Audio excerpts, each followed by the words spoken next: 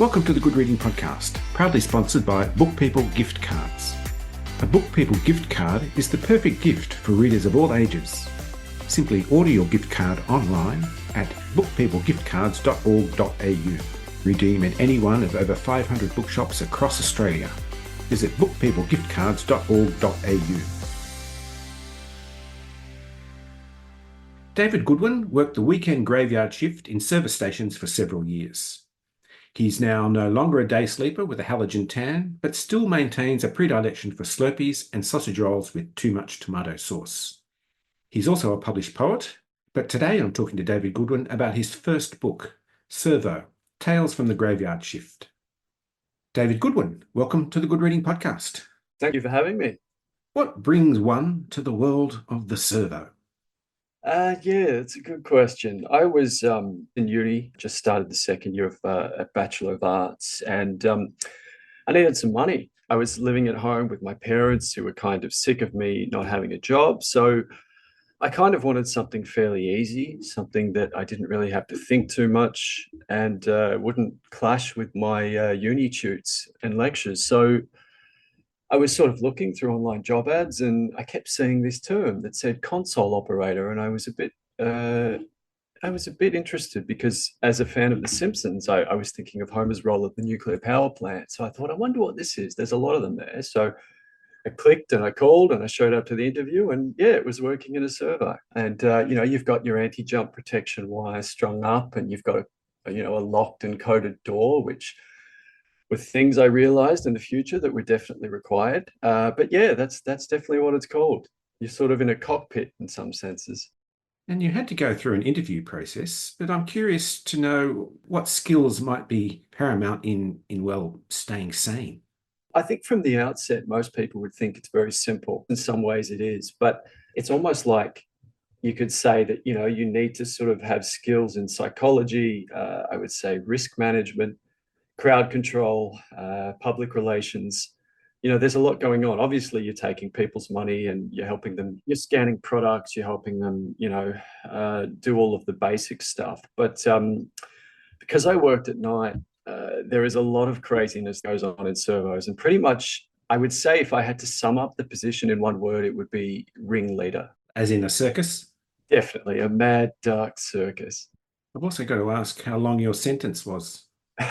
So I started early 2003 and I quit in June of 2009. But then I had about 6 months off to decompress in Europe. And then for some stupid reason, I moved back to Australia. I had planned to go live in Europe, but I came back to Australia and needed a job and ended up doing another almost 6 years at a different service station, which was a bigger one that was more of a sort of truck stop on the edge of a freeway. So all up, God, I don't want to think. I think it was, I read the other day, Malcolm Gladwell said that true expertise comes from 10,000 hours of practice. And I calculated the other day, I think I've spent 15,000 hours behind the console. So yeah, I've definitely done my time.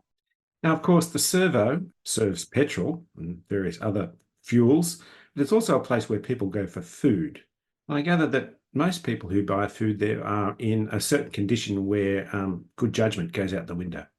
Yes, I think as soon as you walk in those auto doors, it's kind of like what happens in the servo stays in the servo. So servos, to me, they've always had such a unique place in Australian culture in that, you think about the word itself and it's inextricably woven into our what I call our beloved O suffixed vernacular. You've got the Avo, Smoko, Renos, the Bottle-O, and going to fill up at the servo. So it's just such an inextricable part of our lives. There's probably one on every second corner. I think we've got something like 20 million registered cars on the road. So everyone has to fill up. And yeah, everyone will fill up and they'll also come in and be pestered to buy, 2 cherry ripes for $5.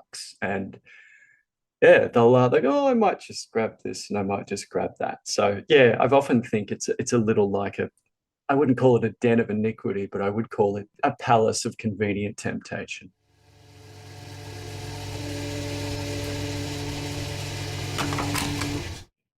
Randall was a shriveled, gypsy-looking man in love with a sun that left no shadow.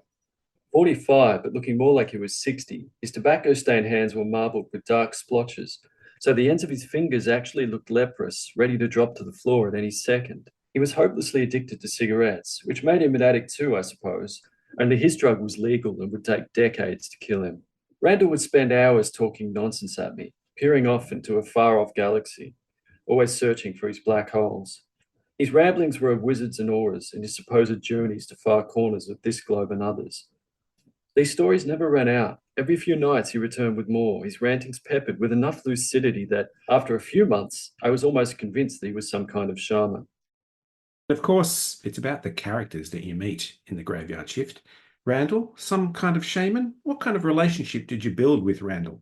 I came across Randall quite early. It was about, I would say, maybe 2 to 3 months into my job. The day before, I was talking to one of my colleagues, Ralph, and I asked him, I said, what is it with, these weird people that never leave the store? How do I deal with that? And he said, oh, just say, can I help you with something? And that'll sort it right out. So Randall's difficult to explain in terms of have you ever seen the picture of Nick Nolte's mugshot? Anyway, Randall is pretty much a dead ringer for that exact mugshot. That's what Randall pretty much looks like. So he would just sort of float through the aisles and he would sort of say random things and then float a bit more and go walk somewhere else. So I walked up to him and asked if I could help him with something. And he turned around and he wasn't looking at me, he was looking through me. He was ethereal, I think is a word to describe him. Over the years, he would often come in and sort of read passages from the Bible. Not that he had one with him, but they were in his head. But he had this eloquence to him and he would say things that would sometimes floor me. And then he would disappear again for another 15 minutes. And I got to know him well over the years. And he was just emblematic of the kind of people that you get at 3 a.m. From what I could gather, he essentially worshipped black holes as deities. That was kind of part of his, I suppose you'd call it his cosmology. He was just such a fascinating creature, I almost want to say. He just did not seem all that human. But then that was a fairly common occurrence in that, quite a few people that I came across didn't particularly seem very human. Yeah, he was, I'm glad I met him. He was an interesting character.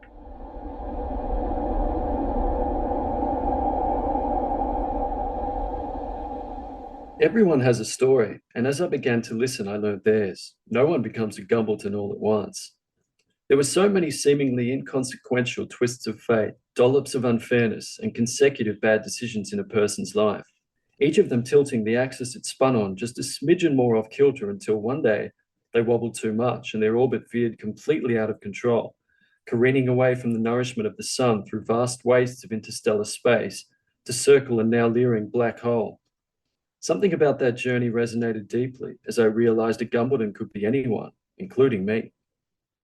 Gumbletania and becoming a Gumbleton. What is it? Where is it? Where and to whom does it apply? Gumbleton is a word that comes from my best mate, Steve-O, who is quite prominent in the book. Steve-O is, like Randall, a very interesting character. He's confoundingly huge, hairy, and covered in many large tattoos. Zany, outwardly menacing, but soft and empathetic plasterer with a highly developed skill set of smuggling alcohol about his bodily person. He takes pride in freeballing, renouncing underwear as restrictive and unnecessary. So a Gumbleton is a word that he's developed from his own language, which is a mutant combo of what he calls Steve-O and English. He's christened it Stinglish. So Gumbleton is one of the prominent words from them. So according to Steve-O, a Gumbleton is someone that is, life hasn't been kind to them and they pretty much don't have much direction, but they're also incredibly unpredictable. You don't really know what they're going to do. So I would call them freaks, which is maybe a slightly less kind version. And that was probably early on when I was quite overwhelmed with the whole thing. But yeah, once Steve-O taught me the word, it just seemed to fit. So Gumbletania, I suppose, was my servo. Is any place where Gumbletons congregate en masse. And generally, this seems to happen a lot more at 3 a.m. There's something quite biblical about the way you tell the stories of your experience in the Servo. I was interested also in your interaction with Goliath, and that's the chapter headed David versus Goliath. Yeah, Goliath was like Steve-O, confoundingly huge, but quite menacing. So this was my first shift in my home suburb. I'd done about a week of training in other places and got some shifts in my home suburb. And I think it was around 4 a.m. from memory. And one of the things that the guy before me, Ralph, had shown me was make sure the door is locked, which I'd completely forgotten. And this absolute beast of a human being just burst in through the auto doors, blood trickling down his neck, and it was soaking wet. He was wearing these tiny little, like, stubby shorts. I'll never forget. And he was just an absolutely menacing beast. And he walked around the store and was sort of just randomly taking things and consuming them before he'd sort of even got up to me. And then he brought up this porno magazine and he was leafing through it on the counter and he was just randomly saying things. And it took me a while to realize, but he must have been on speed because he was just randomly sort of saying these quick, short, sharp sentences and sort of finishing them before he'd even started another one. And I was just standing there trying not to breathe or make eye contact. And your book suggests that working at a servo is not an easy life, but you're obviously a great observer of people, especially of the public, but your colleagues in particular. And I was very interested in a fellow you mentioned a second ago, Ralph. Ralph was an enigma. Like me, he was a Gemini, so he was definitely outgoing, but he was also incredibly committed to his job. He was very, very into every single element of the servo. He would light everything up like a Christmas tree, but he also had this element to him which was slightly, shall we say, conniving, and he would direct attention to, the easy jobs that he would do, but then he would shovel all of the difficult stuff onto everyone else. But equally, I absolutely adored him. He was selfless and he would always help out. And in my first month and a half, he was essentially my protector, and he would sort of show me the ropes and keep me sort of shielded to an extent where I could slowly learn what the hell was going on. But there were others. I think my favorite was a woman named Nellie. She was well, how to describe Nellie? She was kind-hearted, but a very take no prisoners kind of woman from Serbia with, I would say, an unhealthy streak of masochism. She worked at the Servo from the day it opened.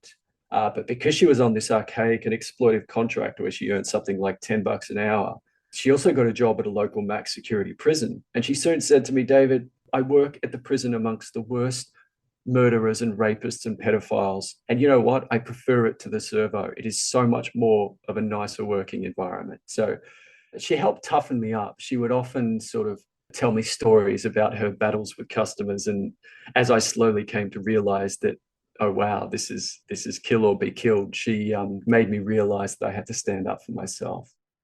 I did wonder what the graveyard shift might do to your social life. What did your friends think of your sentence at the local servo, and how did it affect your social life and, in fact, your love life? I've always say to people that there's a reason why they call it the graveyard shift. You start working nights and many things will begin to wither and die. Your health, your sleeping patterns, often your appetite. And as you suggested, any semblance of a social life, you're sleeping during the day. And this is when people meet, when they work, when they congregate. And then you'll wake up and it's the afternoon or the early evening. And sleeping during the day is loosely what I imagine maybe one of the slightly less severe circles of Dante's hell to be like, because there's noise and there's light and there's so many things going on. And you might get about 3 or 4 periods of stolen sleep, but it's never the same as, restful nighttime sleep when your melatonin's high. So yeah, you wake up and you often don't really know who you are. So yeah, my sleeping patterns are obviously normal these days, but my God, it took them a long time to get there. Back then I was always sick. I had huge brain fog.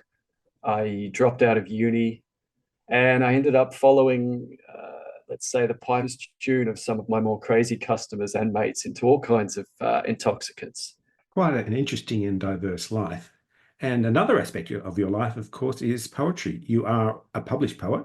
In the graveyard shift, does inspiration come before, during, or after? During and after. The majority of Servo was written on register receipt rolls, essentially quite nervously most of the time, scribbled in between customers. So when you're working at night, most people take a long time to choose, their drink or their chocolate bar. So I'm sitting there just, got a long snake of register receipt roll paper and I'm just scribbling and scribbling and scribbling. So I would finish that and then I would drive home and collapse. And then once I'd wake up, usually after about 3 or 4 coffees, my brain would start to work and I would sit there at the computer and I suppose try and piece them into some kind of intelligible narrative. And, little by little by little, it happened. But yeah, sometimes poems would pop up. They were generally these kind of urban, often not drug affected. I never really wrote on drugs, but there would just be things that would leap out at you when you look at all of the incredible customers that would just, I was blessed in a sense because they would walk in through the auto doors and it was almost like they were on a stage and they had to perform. And maybe it was something about the halogen that would charge them up. But yeah, I do. I really feel blessed that, I was a captive audience, sat there behind the anti-jump protection wire going, wow, this is gold. I've got to get this down. And that's pretty much what happened. And that turned into a book. The currency you're working with is time. Is there time to ponder life's quandaries? Without question. I think it was in around about sort of mid to late 2004, not long about a year after I'd started. I just got back from Europe and my head was still in Europe and I had trouble acclimating back into the night and all of the craziness. And I read a book. I read The Power of Now by Eckhart Tolle, and something about it just rung in my head like this resounding bell. And all of a sudden, I was able to just live completely in the present. So that made me start meditation. That really helped get me through the years. As I say, a servo is such a surreal, mad, dark circus that everybody needs something to get them through. For many of my colleagues, it was masochism, in that I'm going to see how much of this I can take in a stoic kind of sense before I lose my mind. Everybody had a different method, but yeah, mine definitely became spirituality. Now, all retail employees are working at what we might call the coalface of humanity, and working as a service station attendant seems a little closer than most. Do you have any regrets, and is there anything to recommend it? Working in a servo is obviously a challenge and is quite surreal. I think retail in general is an almost universal rite of passage, for such a huge chunk of young people today. I think it's our second largest industry from memory. And I think also it's the first time to really tasked with a sizable amount of both responsibility and often the desire to inflict bodily harm on a large amount of people. So I think, you start out nervous and excited like this Labrador puppy, desperate to do all the right things. But I think as the reality of the crappy wages and entitled customers and demanding managers hits home, I think you quickly become jaded and bitter about everything. But servos specifically, I always called them the front line of retail. And it was like there was a trench and you were on one side and everybody else was on the other, because there's something about servos where people will act in a way that they will not act in a supermarket or a bank. There's something that is very different. I think it has to do with the transient nature of them. And as I said, I work primarily at night, so obviously that had an effect. But if you want to work in a servo, give it a shot. You will learn a hell of a lot about yourself, but also you will learn a lot about humanity, and it might give you something to write about. Well, David, welcome back to the world of daylight, away from the graveyard shift, and thank you so much for joining me on the Good Reading podcast.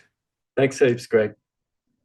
I've been talking to David Goodwin about his new book, Servo, Tales from the Graveyard Shift. It's published by Hachette, and you can find it at goodreadingmagazine.com.au.